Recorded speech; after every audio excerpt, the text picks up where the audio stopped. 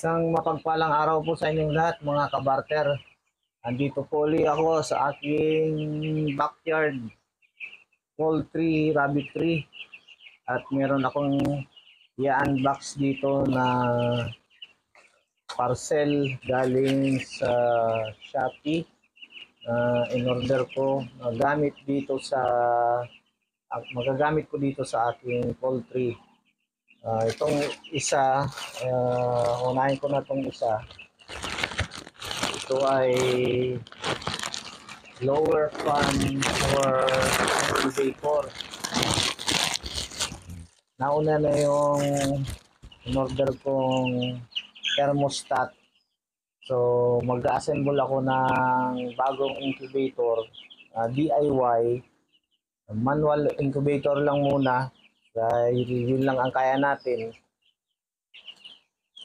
So, okay naman yung malaki siya yung lower fan. Ito po ay nagkakalaga ng 170.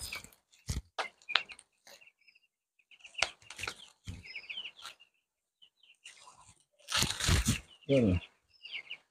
Medyo malaki nga. Hindi na lugi. Magandang quality sa tingin ko lang. Sunod kong vlog, papakita ko sa inyo yung aking DIY incubator. Manual incubator for eggs para makapagparami tayo ng itlog, ng sisiw, ng ating mga pato at manok. Nalaglag ang aking mic.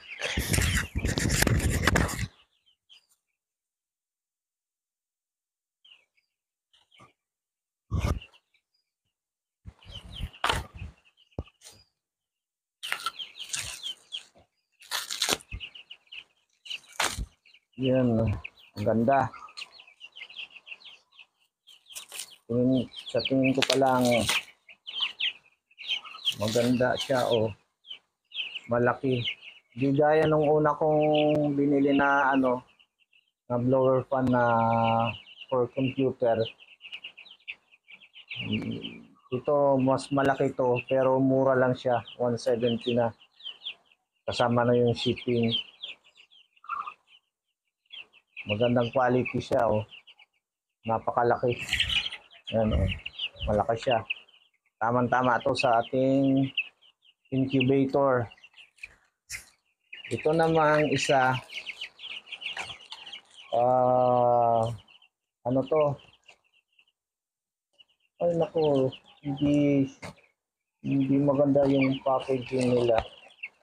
Pero sana walang damage. Hindi man lang nag-effort na i-bubble wrap ito. Ano to, sa drinking cup ng ating mga alagang manok. Para hindi na ako magmano-mano kasi nakakapagod pag ganitong karami na alaga tapos may paparating pa akong another 100 na broiler chickens. So nakakapagod pagka mano-mano. So gagawin ko siyang automatic.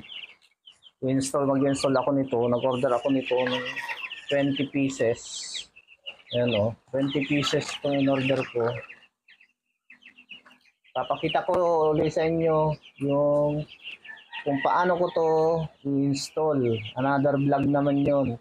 Tapos ito naman, yung paggawa ko ng DIY egg incubator na manual. Another vlog ulit yun. Puros tayo ngayon DIY kasi hindi natin afford na magbayad sa mga sa mga labor ng ating mga pangangailangan sa pagmamanok. So pinag-aralan ko talaga. Saka dati na po ako nag-aalaga ng manok noon pa, nasa kabataan ko pa lang. Pero yung mga modernong teknolohiya ngayon ko pa lang natututunan. Dahil nung panahon na yun, wala pa. So aaralin ko pa lang.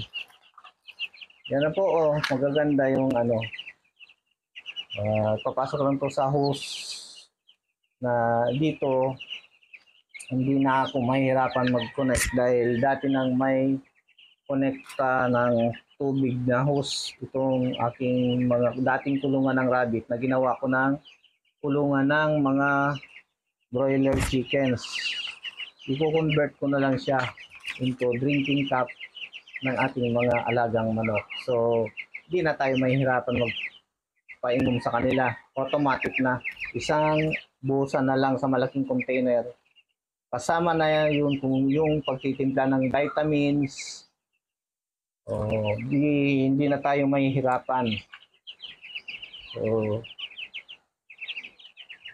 kaya kung gusto niyo mag-alaga ng manok, panoorin nyo tong aking vlog tungkol dito para malaman nyo rin kung paano, at saka ibibigay ko yung link ng description nito ng mga kagamitan na ginamit ko para hindi kayo mahirapan mag-alaga ng mga manok.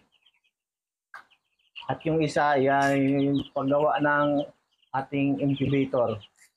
So that's all for today's video mga kabarter. Maraming salamat po sa inyong patuloy na pagsuporta sa ating YouTube channel. At kung hindi pa po kayo nakasubscribe, paki-hit po ng like and paki-share na link po. At i-hit yung notification bell para lagi kayong updated sa mga bago kong vlog, tutorials, DIY about sa pag-aalaga ng manok at rabbit, pato. So hanggang dito na lamang po tayo mga kabarter. Hanggang sa muli, sa susunod kong vlog, abangan nyo po yung ating DIY manual incubator. Maraming salamat po mga kabarter. Hanggang sa muli.